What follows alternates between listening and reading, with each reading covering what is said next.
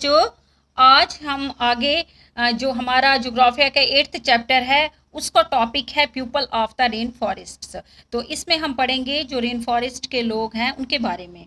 जो rain forest ये जो लोग हैं यहाँ के, ये ज़्यादातर इस एरिया में फूड उगाते हैं, यानी कि पेड़ या जंगलों को काट कर वो एरिया साफ करते हैं और वहाँ पे ये अपने अनाज को, खाने पीने की चीज़ों को उगाते हैं। तो मैन जो हैं वो शिकार करते हैं या फिश का व्यापार करते हैं या नदियों में मछलियों को पालते हैं। इसी तरह से जो औरतें हैं वो फसल की देखभाल करती हैं। तो मेनली ग्रो क्या किया जाता है यहाँ पे,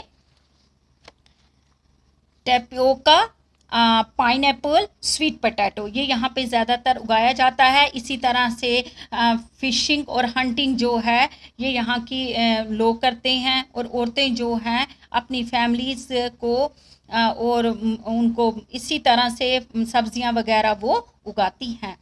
तो जो स्लैश एंड बर्न एग्रीकल्चर है, स्लैश एंड बर्न ये जो है ये एक किस्म का कल्टीवेशन का एक यानी कि एग्रीकल्चर का एक सिस्टम है। इसमें बताया जाता है कि ज़मीन का एक किसान क्या करता है, ज़मीन का एक हिस्सा साफ करके उस पर या पेड़ लगे होंगे या जंगल होगा उसको साफ करता है, फिर उस जगह पे वो कुछ झाड़ियाँ वाड़ियाँ जला के उस एरिए को न्यूट्रेंट्स यानी कि उस सॉइल को उगने लायक एक फर्टिलाइज बनाता है और वहाँ पे वो फसलें वगैरह उगाता है। तो इसी तरह से वो वहाँ पे कुछ सालों तक फसलें उगाता है। लेकिन हर बार ऐसा नहीं कर सकते हैं क्योंकि वो लैंड जो है उसकी पावर ख़त्म हो जाती है। तो इसी तरह से फिर नेक्स्ट बार वो क्या करते हैं, दूसरी कोई और जगह देखते हैं और वहाँ पे भी सेम इसी तरह से वो जगह साफ़ करते हैं। वहाँ पे कुछ बुशेस ट्रीज़ को काट के जलाते हैं और उसको भी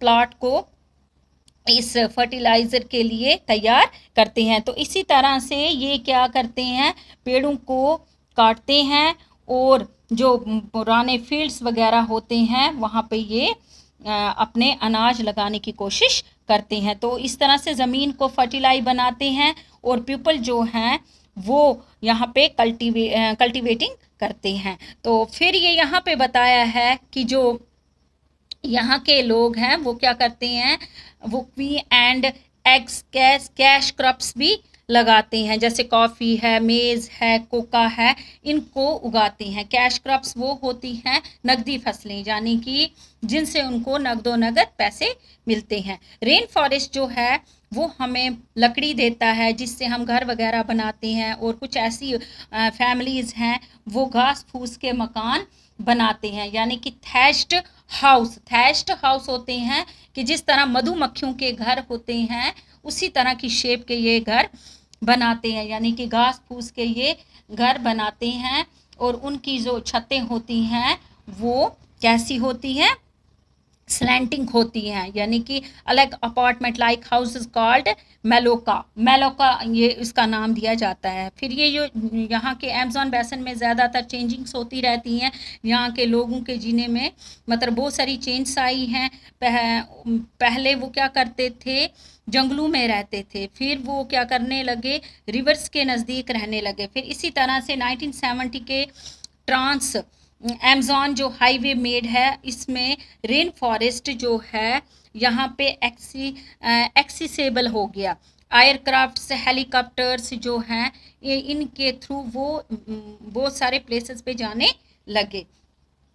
तो यहाँ पे फिर हम पढ़ेंगे कि जो डेवलपमेंट एक्टिविटीज़ हैं वो डिस्ट्रक्शन की ओर ले जाती है, लेकिन इस तरह से जो हमारे रेन फॉरेस्ट्स हैं वो हमें बहुत चीज़ों का फ़ायदा भी देते हैं।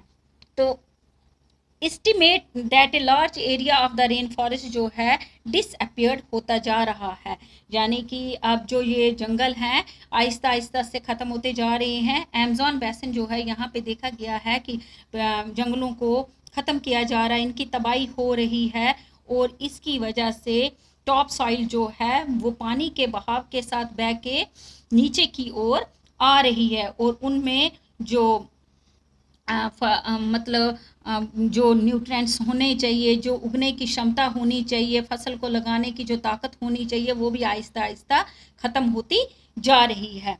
और ये पानी ऊपर से बहता हुआ अपने साथ इनको लैंड स्लोप्स को ले आ रहा है, यानी कि टॉप सॉइल अपने साथ मिट्टी को बहाकर नीचे की ओर ला रही है, जिसकी वजह से अब फसलों का होना भी कम होता जा रहा है।